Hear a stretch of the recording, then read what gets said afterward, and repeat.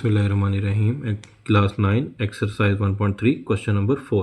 Question number 4 में वो कहता है find two numbers whose sum is 68 and difference is 22। हमने दो नंबर फाइंड करने हैं जिनको सम मतलब प्लस करें तो आंसर हमारे पास 68 आए, और अगर उन दोनों नंबर को हम माइनस करें तो हमारे पास 22 आए।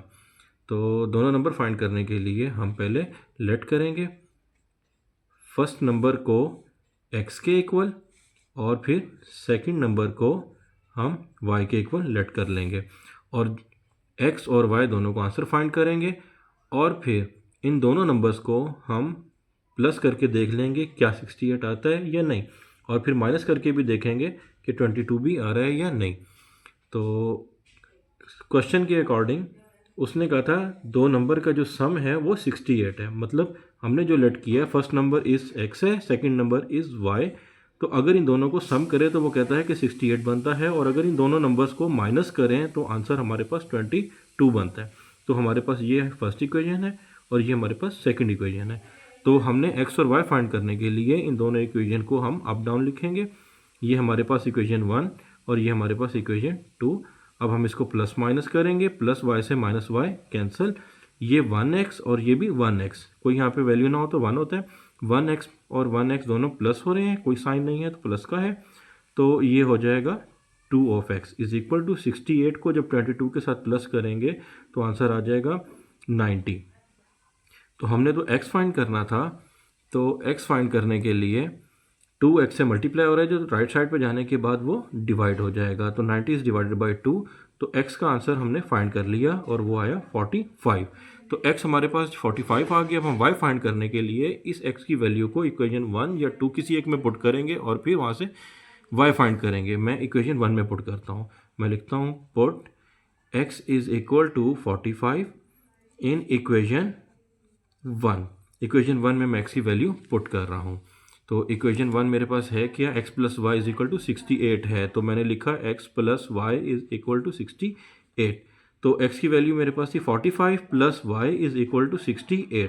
मैंने y फाइंड करना है तो ये हो गया 68, 45 राइट साइड पे गया, वहाँ जाके ये माइनस का हो गया, तो y का आंसर आ गया 68 में से 45 को माइनस करते हैं, 8 minus 5 answer is 3, 6 minus 4 answer is 2, तो y का आंसर आ गया 23। तो मतलब मेरे पास दोनों नंबर फाइंड हो गए, एक नंबर है 45 और सेकंड नंबर मेरे पास क्या है 23। अब उसने क्या कहा था इन दोनों नंबर को प्लस करके देखो, अगर प्लस करें तो आंसर 68 आना चाहिए, तो प्लस करके देख लेते हैं 45 और 23। 45 फर्स्ट नंबर था, सेकंड नंबर 23, अगर इन दोनों नंबर को प्लस करता हूं तो 68 ही आता है।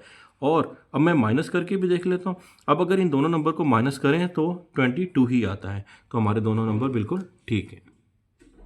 Question number 5। क्वेश्चन नंबर 5 में बोलते हैं the weather in Lahore was usually warm during the summer of 2024।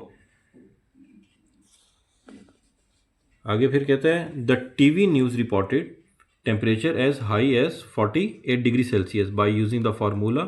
हमने इस फार्मूले को यूज़ करना है जिसमें f is equal to 9/5 Celsius plus 32 given है। Find the temperature as Fahrenheit scale, तो हमने temperature in Fahrenheit scale find करना है इस फार्मूले को यूज़ करते हुए। तो क्वेश्चन स्टार्ट करते हैं। तो ये हमारे पास क्वेश्चन गिवन है f is equal to 9/5 c plus 32, तो हमारे पास c गिवन है 48 डिग्री सेल्सियस, तो हम c को लिखेंगे f is equal to 9/5 48 degree Celsius plus 32। तो 9 को 5 पे पहले डिवाइड करेंगे, बोर्ड मैथ फॉलो करेंगे। बोर्ड मैथ मतलब पहले हम डिवाइड करेंगे, फिर आंसर को मल्टीप्लाई और फिर प्लस या माइनस करेंगे।